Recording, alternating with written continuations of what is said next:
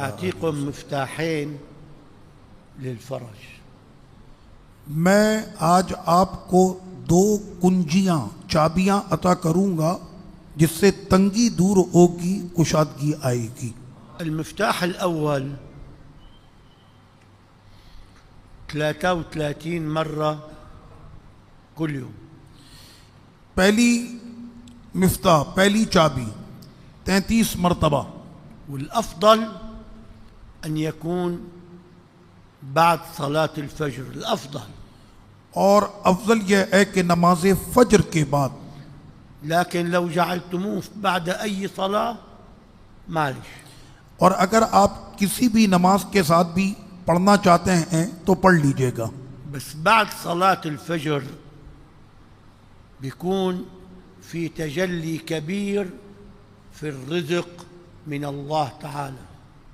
لیکن نماز فجر کے بعد پڑھنے میں لطف یہ ہے کہ اس وقت میں اللہ کی تجلی کا جو مظہر ہے وہ بہت ہوتا ہے، رزق تقسیم کیا جاتا ہے۔ النبي عليه الصلاة والسلام صلى الفجر وطلع يزور بنته سيدة فاطمة. آقا کریم صلی اللہ تعالی علیہ وسلم نے نماز فجر ادا کرنے کے بعد آپ تشریف لے گئے اپنی شہزادی سیدہ کائنات سیدہ فاطمۃ الزہرا رضی اللہ عنہا کے کاشانے پر۔ راح لقاها نايمة بعد الفجر. تو آقا کریم صلی اللہ علیہ وسلم نے دیکھا کہ نماز فجر کے بعد آقا کی شہزادی آرام فرما رہی ہیں۔ فأيقظها وقال قومي اشهدي رزق ربك. اور آقا علیہ السلام نے فرمایا میری بیٹی اٹھ جاؤ اور اللہ کا رزق اپنے دامن میں سمیٹو۔ فالأرزاق توزع كل يوم بعد الفجر. رزق بانٹنے والے وہ فرشتے ہر نماز فجر کے بعد رزق کو تقسیم کرتے ہیں۔ هذا الورد 33 مرة بعد الفجر. یہ 33 مرتبہ کا وظیفہ نماز فجر کے بعد خليك قاعد محل الصلاة مستقبل القبلة وانت طاهر. نماز فجر کے بعد اپنے مصلی سے نہ اٹھیں، قبلہ رخ اپنی جگہ پر رہیں اور طہارت کے ساتھ رہیں۔ تمسك مسبحتك اپنی تسبیح کو پکڑ لیں من شان تضبط العدد. تاکہ آپ کی گنتی میں خرابی نہ آئے۔ تعمل هيك وبتغمض عيونك آنکھوں کو بند کر لیں، ہاتھوں کو اٹھا لیں وبتتصل بالسماء.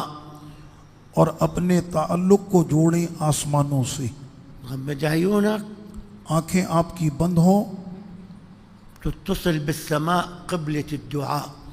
اور آسمانوں کی جانب اپنے تعلق کو جوڑیں کیونکہ وہ دعاؤں کی قبولیت کا قبلہ ہے۔ وبتقول 33 مرة اور آپ پڑھیں 33 مرتبہ يا حي يا قيوم برحمتك أستغيث.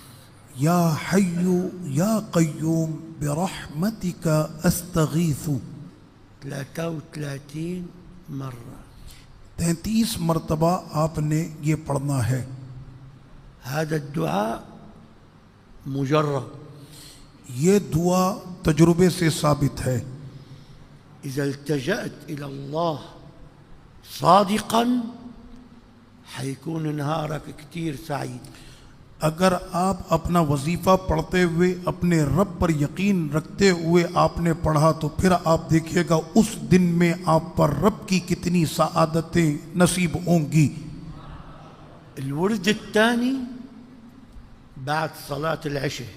اور دوسرا ورد ہے نماز عشاء کے بعد کا، لما بتعتم العين جب آپ نے اپنی کمرے کی لائٹیں بند کر دیں، تمسك المسبحة تسبیح آپ کے ہاتھ میں ہو، تتصل بالسماء اور پھر آپ اپنا تعلق آسمانوں سے جوڑیں وتقول 100 مرة اور اب آپ پڑھیں 100 مرتبہ لا إله إلا أنت سبحانك إني كنت من الظالمين. لا الہ الا انت سبحانک انی کنت من الظالمین.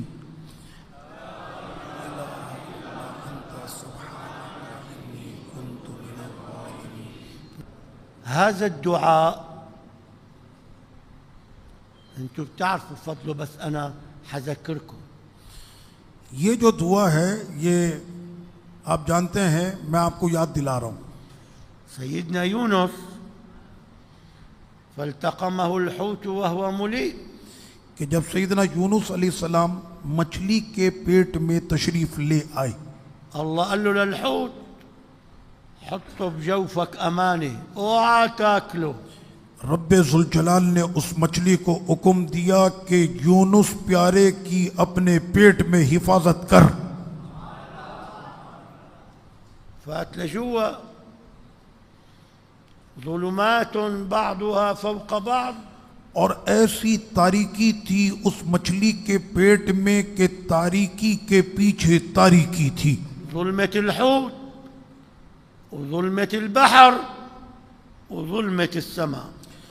کہ اب ان کی روشنی ختم ہو گئی، پھر سمندر کی اپنی تاریکی تھی، اب مچھلی کے پیٹ میں تھے اور وہ بھی بالکل آخر حصے میں تاریکیوں پر تاریکی تھی. فلولا أنه كان من المسبحين للبث في بطنه إلى يوم يبعثون. تو اگر آپ اس تسبیح پڑھنے والے نہ ہوتے تو آپ کو اسی شکم میں رکھا جاتا قیامت تک. لولا هذه الكلمة لبقي في بطن الحوت. تو اگر یہ آیت کریمہ وہ وہاں پر نہ پڑھ رہے ہوتے تو محشر تک رب نے فرمایا آپ وہیں پر جلوہ گر رہتے. كيف جوات البطن حيلتجئ إلى الله؟ خبرني أنت. تو پھر میں آپ سے پوچھتا ہوں کہ مچھلی کے پیٹ میں اس تاریکی میں کس طرح سے وہ اپنے رب سے التجا کر رہے تھے، مجھ کو ذرا تم لوگ بتاؤ. هل سيقول الدعاء من برات قلبه؟ تو کیا وہ دعا ایسے ہی بغیر کسی توجہ کے کر رہے تھے؟ من جوات قلبه. اس وقت میں وہ اپنے ہم دل یصرخ. کی گہرائی سے وہ کر رہے تھے اور دل ان کا خدا کو پکار رہا تھا. لا إله إلا أنت سبحانك. اے مالک تیرے سوا کوئی بھی عزت اور پاکی والا نہیں ہے إني كنت من الظالمين. کہ بے شک مجھ سے جو معاملہ ہوا. فاستجبنا له. رب ذوالجلال نے فرمایا کہ ہم نے سیدنا یونس علیہ السلام کی اس پکار کو قبول کیا ونجيناه من الغم. تو ہم نے ان کو اس غم سے دور کیا. وكذلك ننجي المؤمنين.